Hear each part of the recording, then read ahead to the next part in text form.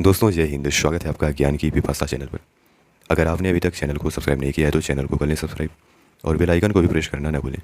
दोस्तों आज के इस वीडियो में हम बात करेंगे उस खबर के बारे में जिसमें बताया गया कि 3 जुलाई जो भी हाल ही में बीता है, 3 जुलाई का दिन दुनिया में अब तक का सबसे गर्म दिन के रूप में दर्ज किया गया है।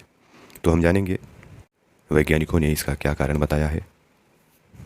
तो आइए अपने वीडियो को शुरू करते हैं और आगे बढ़ते हैं। दोस्तों बीते 3 जुलाई है, जो 3 जुलाई अभी हाल ही में बीता है, 3 जुलाई का दिन जो है दुनिया का सबसे गर्म दिन बन गया है। ग्लोबल टेम्परेचर बढ़ रहा है। इसका कारण है अल नीनो और CO2। इसका नतीजा होगा दुनिया भर में सूखा, जंगलों में आग लग रही है और दुनिया भर के देशों में हीट वेव से प्रभावित हो रहे हैं। दोस्तों दुनिया में 3 जुलाई का दिन अब तक का सबसे गर्म दिन बन गया है। अमेरिका के national centres for environmental prediction के मुताबिक 3 जुलाई को average global temperature 17 degree Celsius के पार पहुंच गया है, जो कि अगस्त 2016 में दर्ज की गई अब तक की सबसे गर्म दिन का तापमान 16.92 डिग्री सेल्सियस से ज़्यादा है। दोस्तों वैज्ञानिकों ने इसकी वजह बताई है। वैज्ञानिकों ने कहा है अल नीनो और वायुमंडल में बढ़ रही कार्बन डाइऑक्साइड इसका कारण है। वैज्ञानिकों के मुताबिक मानव की गतिविधियाँ तापमान बढ़ाने में एक बड़ी वजह है। जीवाश्म ईंधन जैसे लकड़ी, कोयला, पेट्रोलियम, प्राकृतिक गैस, इन सब के जलने से हर साल 40 बिलियन टन कार्बन डाइऑक्साइड वायुमंडल में जाती है। इसके साथ ही जून दुनिया में अब तक का सबसे गर्म महीना हो गया है। दोस्तों वैज्ञानिकों ने चेताया है कि यह रिकॉर्ड भी जल्द ही टूटेगा। Grantham Institute for Climate Change and the Environmental के साइंटिस्ट ने कहा कि हमने कोई ऐसा मील का पत्थर नहीं पार कर लिया है जिसका जश्न मनाना चाहिए। ये इकोसिस्टम के लिए मौत की सज़ा जैसा है। उन्होंने बताया कि अगर ऐसे ही हालत रहे तो जल्द ही यह रिकॉर्ड भी टूट जाएगा। इस साल की शुरुआत में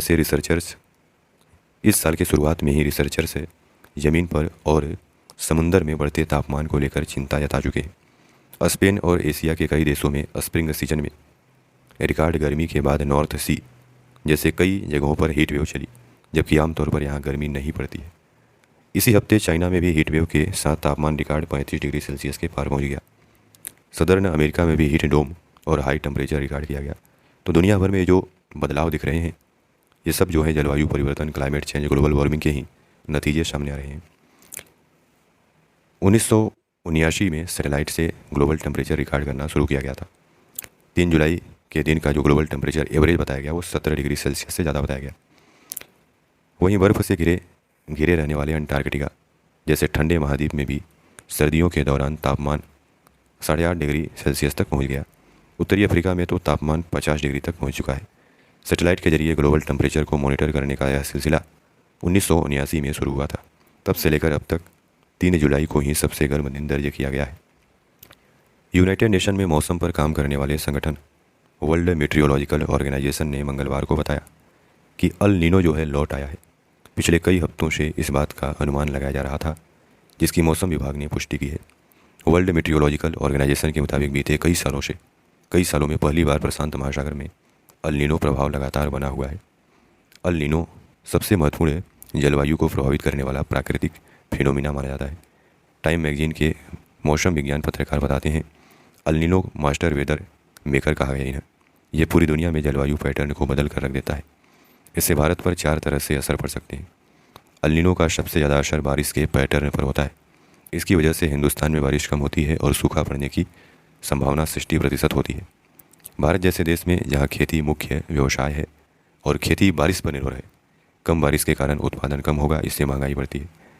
वर्ल्ड इकोनॉमिक फोरम के मुताबिक 2023 में महंगाई दर 8.8% से घटकर 6.5 रहने की संभावना है, लेकिन अल नीनो और सूखे की वजह से महंगाई घटने की बजाय बढ़ने की संभावना है। समुद्री जीवों और जंतुओं पर असर। तो ओशनिक रिसर्च सेंटर की एक स्टडी के मुताबिक अल नीनो की वजह से कम 135 तरह की मछलियाँ और अन्य समुद्री जीवों का अस्तित्व खत्म हो जाता है। ये क्या होता है अल नीनो?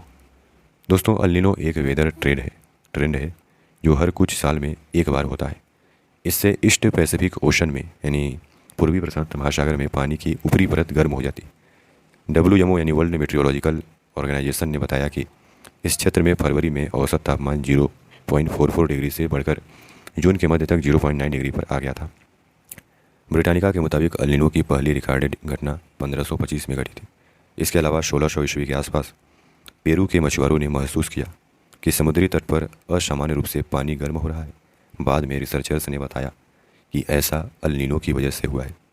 पिछले 65 साल में 14 बार अल नीनो प्रशांत महासागर में सक्रिय हुआ है। इनमें 9 बार भारत में बड़े स्तर पर सूखा पड़ा है। वहीं 5 बार सूखा तो पड़ा, लेकिन इसका असर हल्का रहा था। तो दोस्तों, इस प्रकार 3 जुलाई का जो दिन था, दुनिया में अब तक का सबसे गर्म दिन के रूप में दर्ज किया गया। और वैज्ञानिकों ने इसका कारण अल नीनो और वायुमंडल में बढ़ रही कार्बन डाइऑक्साइड की मात्रा को बताया। और वैज्ञानिकों ने चेतावनी देते हुए कहा कि यह इकोसिस्टम के लिए मौत की सज़ा जैसा है। तो दोस्तों, आशा करते हैं कि आपको इस वीडियो के माध्यम से काफ़ी कुछ जानने को मिला होगा। धन्यवाद।